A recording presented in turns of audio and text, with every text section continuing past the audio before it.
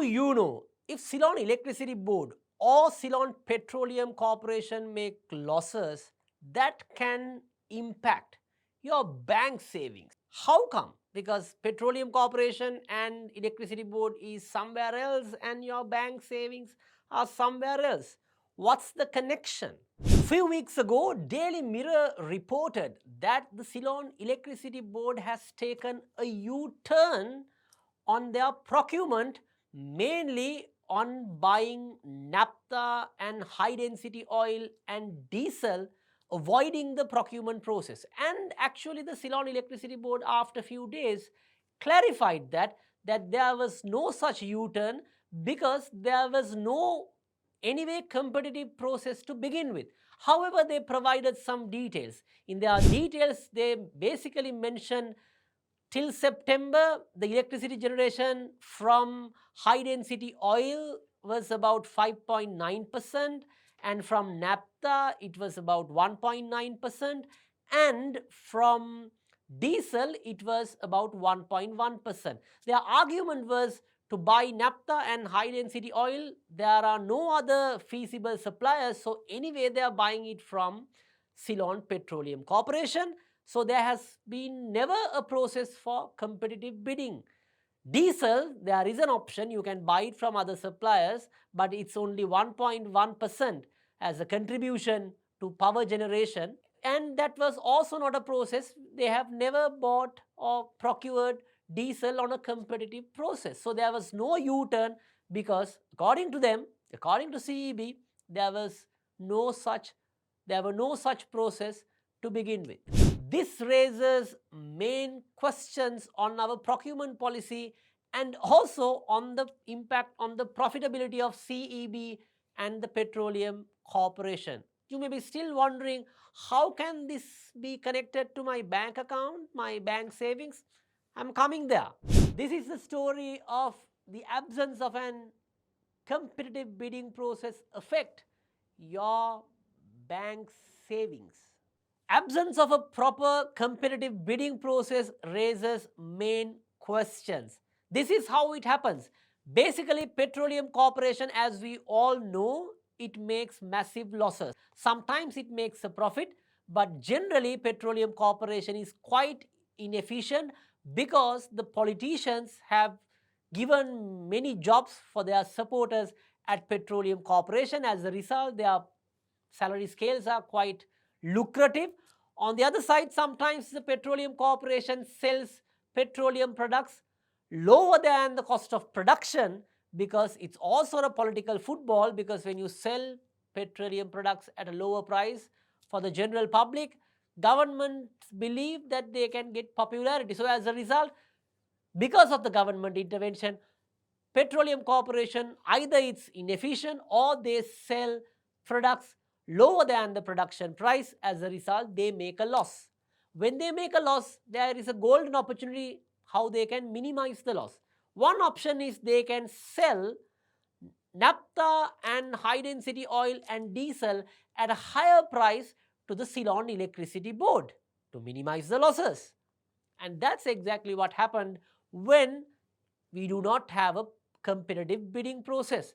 As a result, as reported by Sunday Times, in 2023, Ceylon Electricity Board had to incur a 17 billion approximately loss because of their purchase of naphtha at very high prices than the market prices. And as a result, they had to increase the electricity prices by 3%.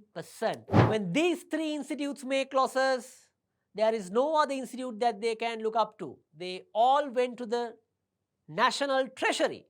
But we all know National Treasury is already running on a budget deficit. So the only option which was available for them is, they told, look, we do not have money, but why don't you go to the state banks and we will provide you a treasury guarantee and they will extend you credit. And as a result, the two state banks extended credit for all three institutes, and that two banks extending credit from where? From depositors' money. Depositors' money is your money, my money, and every citizen's money. And as a result, now these three banks extended credit.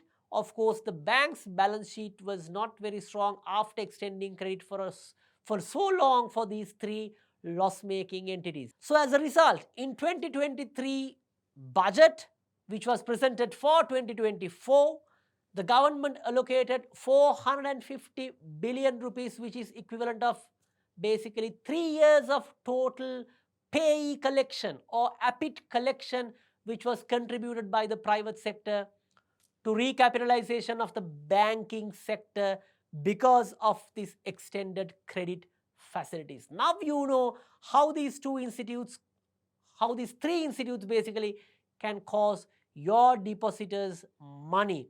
But the key point here is the absence of a competitive bidding process. When there's no competitive bidding process, basically losses can be incurred or spillover effect can happen for multiple institutes, and the ultimate bearer of that weight is none other than the citizens, because this 450 billion allocated from the budget was from taxpayer money. And it doesn't end from there, because when your electricity prices goes up, it affects the tourism industry, it affects all the industries, and our investment environment become unattractive.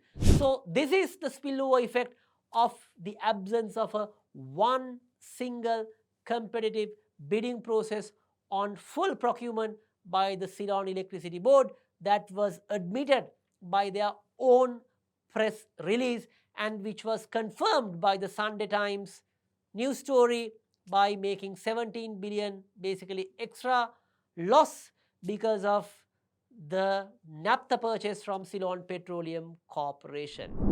That's the story of absence of a competitive bidding process ends up in your bank account. Advocata Institute is an independent public policy think tank, and we are present in Sinhala, English and Tamil. Our English channel is Advocata Institute, so please make sure you subscribe and follow us. And Advocata Plus is our Sinhala channel. You can see more simplified version of this and multiple economic content on Advocata Plus. Also, we are available on Advocata Kural in Tamil medium. We are also in Instagram, TikTok, LinkedIn, Facebook, YouTube, and all over the social media platforms. Also, there's a corporate subscription program available for 1.5 million rupees, and you can subscribe, where we analyze multiple markets and multiple industries. So stay tuned. We will see you with a new video next week.